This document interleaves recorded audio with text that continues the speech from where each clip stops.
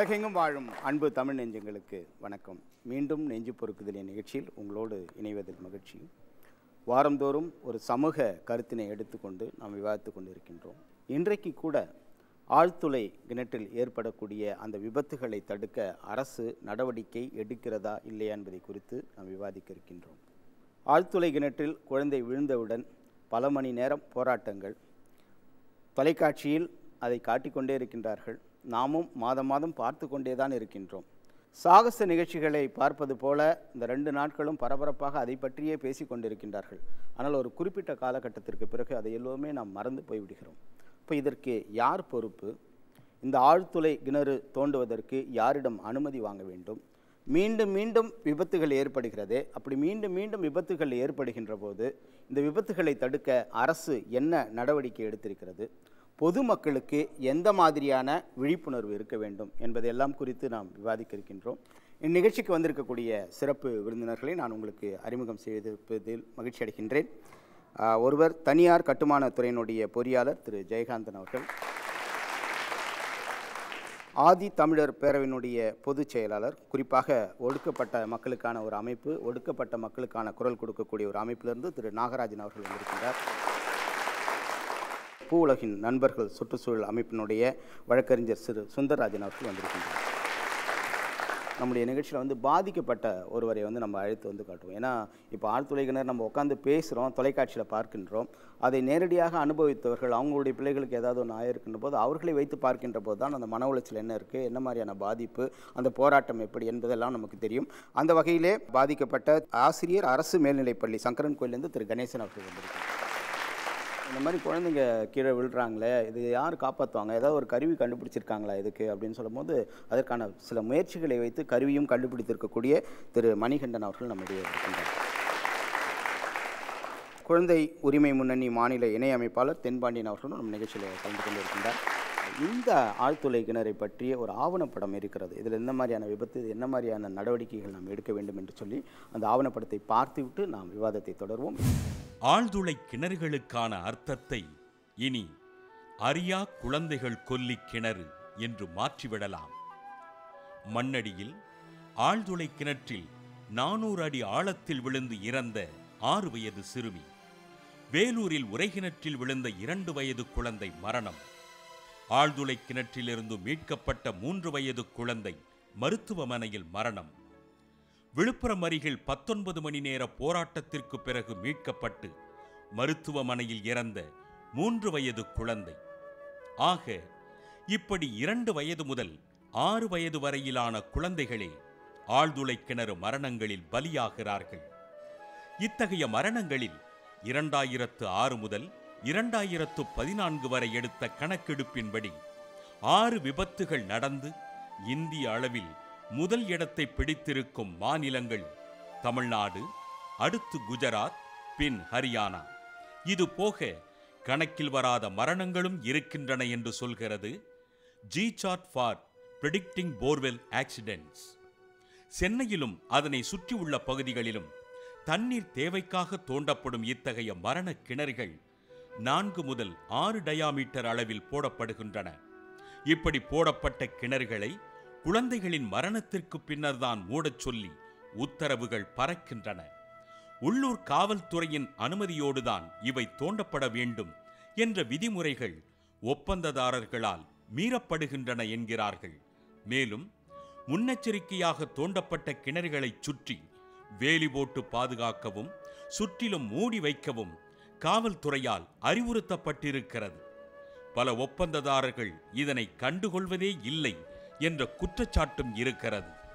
அங்கீகாரம் பெற்ற பாதுகாப்பு நிபுணர்களின் பாதுகாப்பு முறை குறித்த தொடர்ந்த ஆலோசனை அமையும் பட்சத்தில் மட்டுமே இத்தகைய மரணங்களை தடுத்து நிறுத்த முடியும். அரசு என்ன செய்ய போகிறது?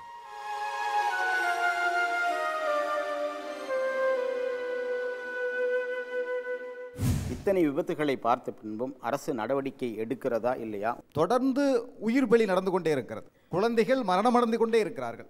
அரசு என்ன செய்து கொண்டிருக்கிறது? ஏன் குழந்தைகளின் பால் அரசுக்கு அக்கறை இல்லையா? அல்லது ஆழ்துளை கிணறு தோண்டப்பட்டு அது மூடப்படாதனால் அது நடக்கிறதே, இதற்கு மாற்று வழி என்ன இதற்குண்டான சட்டம் தனியாக இயற்றி இது எப்படி தடுக்கலாம் என்கிற வழிவகையை அரசு ஆராயவே இல்லை என்பதுதான் எங்களுடைய கருத்து. இப்போ அரசு வந்து சுத்தமாக நடவடிக்கை எடுக்கலைன்றது ஒரு பக்கம். அதேமாதிரி இங்கே பூவலன்படி கிராமத்திலேருந்து மலர்கொடி வந்திருக்காங்க. அவங்களோட குழந்தை 2 வயது. அது விழுந்தது 20 அடியில் தான் விழுந்துச்சு. ஆனால் தீயணைப்பு துறை வந்து அதை மீட்கிறதுக்கான முயற்சியில் வந்து ஒரு கயிறு போடுறாங்க. அது மிக ரொம்ப ரொம்ப ரொம்ப பழைய காலத்தான அந்த கயிறு பார்த்தோன்னா அதை கயிறு அருந்து விழுந்து 20 அடியில் இருந்த குழந்தை 40 அடியில் போய் விழுந்துருச்சு.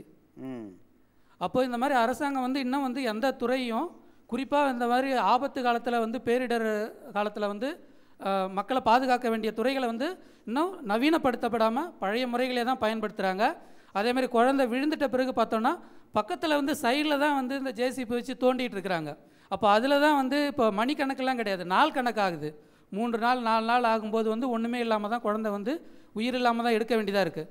அப்போ இந்த மாதிரி வந்து நவீனப்படுத்துறதுக்கான முயற்சிகளை வந்து அரசு மேற்கொள்ளணும். முக்கியமாக அதுதான் முக்கியம் பார்க்கணும். ஆழ்துளை கிணறு தோண்டும் போது அங்கே இருக்கும் கிராம நிர்வாக அலுவலர்கிட்ட அனுமதி வாங்கணும், அல்லது அங்கே காவல் ஆய்வாளர்கிட்ட அனுமதி வாங்கணும். இந்த இடத்துல வந்து ஆழ்துளை கிணறு இருக்குன்னு ஒரு எச்சரிக்கை போர்டாக வைக்கணும். எந்த ஒரு இது வைக்கிறது இல்லை. அவங்களுக்கு தேவையை வந்து ஒரு 50 அடி 60 அடி 100 அடி 150 அடி தோண்டிட்டு என்ன பண்ணிடுறாங்கன்னா தண்ணி இல்லைன்னா அப்படியே விட்டுட்டு பக்கத்தில் தோண்ட ஆரம்பிச்சுறாங்க. அல்லது வேறு இடத்துல தோண்டும் போது அந்த இடத்த அப்படியே மறந்துடுறாங்க. அது பின்னாடி அவங்க குழந்தைய போய் உள்ளே விழுங்குறது அவங்களுக்கு தெரிய மாட்டேது. இது வந்து அரசு முன்னெச்சரிக்கையாக வந்து மாற்று வழியை சிந்தித்து அதை எடுத்து பண்ணாதான் வந்து உயிரிழப்பை நம்ம தடுக்க முடியும். சரி, ஆனால் அரசுகிட்ட வந்து பண்ணால் 15 நாட்களுக்கு முன்னாடி வந்து போய் கலெக்டர்கிட்ட வந்து நீங்கள் வந்து பர்மிஷன் வாங்கணுன்றாங்க. அதை சுற்றி வந்து வேலி அமைக்க வேண்டும் என்று சொல்லியிருக்காங்க. போர்டு வைக்கணுன்றாங்க, உரிமையாளருடைய பெயர் வைக்கணும். அதே மாதிரி எந்த எந்திரம் நோண்டுதோ அவங்களுடைய உரிமையாளர்களுடைய பெயரும் வைக்கணுன்றாங்க. இப்போ இவ்வளவு நடவடிக்கைகள் எடுத்த பின்பு இந்த விபத்துக்களை தடுப்பதற்கு அரசு நடவடிக்கை எடுக்காமல் இருக்கக்கூடிய ஒரு சூழல். இந்த ஆழ்கிணறு தோண்டும் பொழுது எப்போ ஆக்சிடென்ட் ஆகுதில்லை, ஆனதே கிடையாது. அதுவும் தமிழ்நாட்டை பொறுத்திங்கன்னா 4 இன்ச்சு 6 இன்ச்சுக்கு மேலே தோன்றதில்லை. 4 இன்ச்சு 6 இன்ச்சுக்கு மேலே ஒரு குழந்தை விழுறது சான்ஸே கிடையாது, விழ முடியாது. உள்ளே போட்டால் கூட போட முடியாது. ஆனால் எப்போ விழுறாங்கன்னா அந்த கிணறு விட்டுட்டு அபேண்டர்னு சொல்கிறாங்க, அதை விட்டுட்டு உபயோகப்படுத்தாத படும்போது பண்ணுறாங்க. அது உபயோகப்படுத்துகிற கிணறுக்கே நமக்கு லிஸ்ட்டு கிடையாது. உபயோகப்படுத்தாத கிணறு லிஸ்ட்டு யார் எடுப்பாங்க? கவர்மெண்ட் எடுக்க முடியுமா? பண்ணோம். நம்ம பொதுமக்களுடைய கோஆப்ரேஷன் இல்லாமல் நடக்காது. கவர்மெண்ட் ரூல்ஸ் வந்து பார்த்தீங்கன்னா ஒரு 7 ரூல்ஸ் ப்ரொடியூஸ் பண்ணியிருக்காங்க. ஸோ என்னென்னு வந்து பார்த்தீங்கன்னா ஃபஸ்ட் இனிஷியலாக நம்ம வந்து கவர்மெண்ட் கூட யாரோ லோக்கல் வில்லேஜாக இருந்தால் village administrative officer and as well as நம்மளோட லோக்கல் இன்ஸ்பெக்டர் யாரோ அவங்களுக்கு நம்ம அத்தரைஸ்ட் சைன் வாங்கியிருக்கணும். அண்ட் நெக்ஸ்ட் லெவலில் வந்து பார்த்தீங்கன்னா அந்த எந்த கான்ட்ராக்டும் அந்த அக்ரிமெண்ட் MOU யார் கூட நம்ம, ஏன்னா வந்து சாதாரணமாக வீட்டில் போர் போகிறோன்னா நம்ம போட்டுருவோம், ஒன்றும் ப்ராப்ளம் இல்லை. ஸோ இந்த ஆழ்துளை கிணறு விவசாய பயன்பாட்டுக்காக நம்ம பயன்படுத்துகிற அந்த ஆழ்துளை கிணறு நீங்கள் பயன்படுத்துகிறீங்கன்னா இல்லை அதுக்கான ஆழ்துளை கிணறு போடுறீங்கன்னா அதுக்கான ப்ராப்பர் MOU வந்து அந்த பர்டிகுலர் கான்ட்ராக்டர் இருக்கணும். ஸோ இது மாதிரி அதுக்கடுத்து வந்து பார்த்தீங்கன்னா தண்ணி இல்லைன்னா அந்த 20 அடி பிளாஸ்டிக் PVC பைப்பை எடுக்கக்கூடாது, அது 3வது.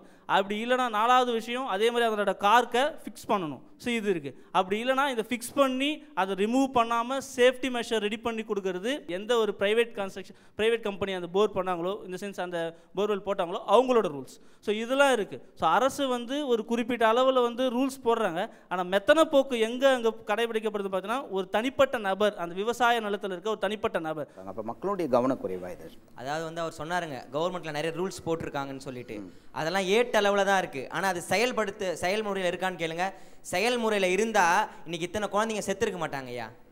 அது செயல்முறையில் இல்லையே. அப்போ எங்கெங்கே தப்பு நடக்குது, அப்போ எங்கெங்கே அரசு அதிகாரிகிட்ட தப்பு நடக்குதுன்றதை அவங்க கண்டுபிடிக்கிறதுக்கான செயல்முறைகள் அங்கே இல்லாமல் போச்சு. அதனால தானே இன்றைக்கி இத்தனை குழந்தைங்களுடைய பாதிப்பு ஏற்படுது. அது மட்டும் இல்லைங்கய்யா, இன்றைக்கி வந்து அந்த போர்வெல் போடுறாங்க பார்த்தீங்களா, அதில் விழுந்து சாகுறவங்களோட அதோட மின்சார ஒயர் விடுறாங்க பார்த்தீங்களாங்க உள்ள, அதை கூட எடுக்கிறது இல்லை. அதை கூட சரியாக வந்து அதுக்கு மேலே ஒரு மிகப்பெரிய பைப் போட்டு அதை கவர் பண்ணோம். அதை கவர் பண்ணாதனால அந்த மின்சாரத்தில் பாதிச்சும் நிறைய பேர் இன்றைக்கி செத்துக்கிட்டு இருக்காங்கய்யா.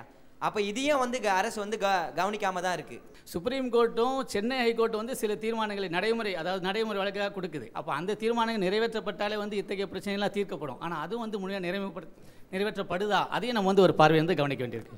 அரசாங்கம் போடுற போர்வெல் வந்து கரெக்டாக வச்சுருக்காங்க. அந்த வேலி அமைக்கிறது, அந்த 6 அடிக்கு கட்டை வைக்கிறது, அப்போ ஒரு அறிவிப்பு பலகை வைக்கிறது, இந்த மாதிரி விஷயங்கள்லாம் அரசாங்கத்துக்கு சரியாக இருக்குது. அப்போது ஏன் அந்த தனியாரோடதை வந்து அரசாங்கம் அப்படி கவனிக்காமல் ரொம்ப அசால்ட்டாக சாதாரணமாக இருந்துக்கிறாங்கன்றது தெரியல. 1. 2வது, இந்த போர்வெல் மிஷினோட MOU போடுறதுன்றது வந்து சாத்தியமே இல்லாத விஷயம். நாங்கள் பார்த்த வரையிலையும் கர்நாடகாவில் இருந்து தான் அந்த மிஷின் எல்லாமே வருது. தமிழ்நாட்டில் யார்ட்டுமே கிடையாது. அந்த நாங்கள் பார்த்ததில் வந்து ரெஜிஸ்ட்ரேஷன் தமிழ்நாட்டில் கிடையாது. 1. 2வது, அந்த போர்வெல் மிஷின் வச்சுருக்க உரிமையாளர் யாருன்னே தெரியாது. போர் போட போகிற அந்த நில உரிமையாளர் யாருன்னே தெரியாது, நடுவில் ஒரு ஏஜெண்ட் தான் இருக்கார். அப்போ இவர் வந்து காசு வாங்கிட்டு அவர்கிட்ட போய் கொடுப்பாரு. இவரோட நாலேஜ் இல்லாமல் கூட அவங்க கொண்டு வந்து காட்டுற இடத்துல போர் போட்டு அவங்க மட்டும் போயிட்டே இருந்துருவாங்க. அப்போ இந்த மாதிரி விஷயங்கள் தான் இப்போ எல்லாமே நடந்துக்கிட்டு இருக்குது இது வரையிலையும்.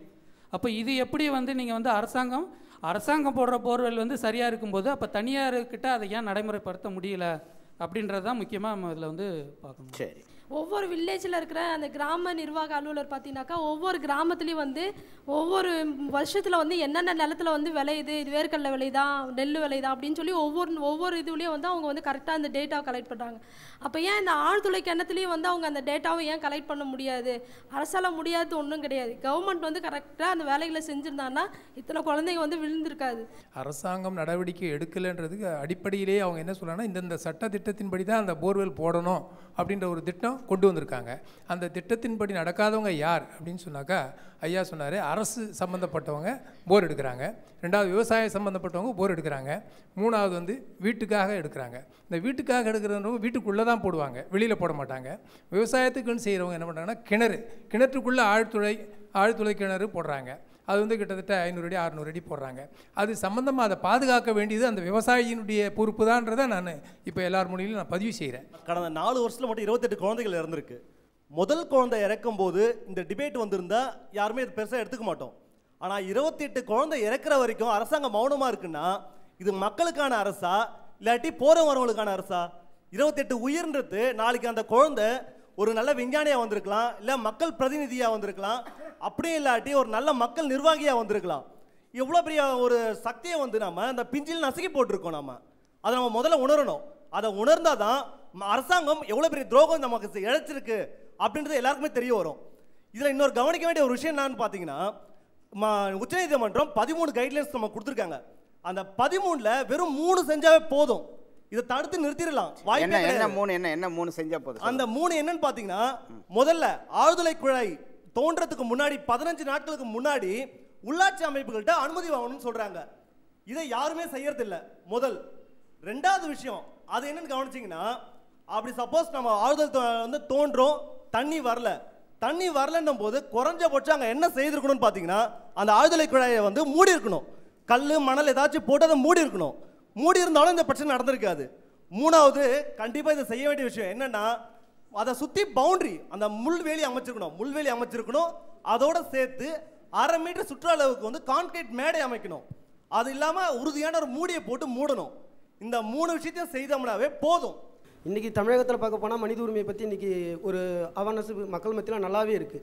ஆனால் நீங்கள் குழந்தைகள் உரிமையை பற்றி பார்க்க போனோன்னா அது வந்து அந்த உயிரை வந்து ஒரு துச்சமாக நினைக்கக்கூடிய ஒரு அரசாக தான் இந்த அரசு ஏற்றுக்கிட்டு இருக்குது. ஏன்னா அந்த உயிர் பலியானால் முழு பொறுப்பேற்க வேண்டியது இந்த அரசு தான்.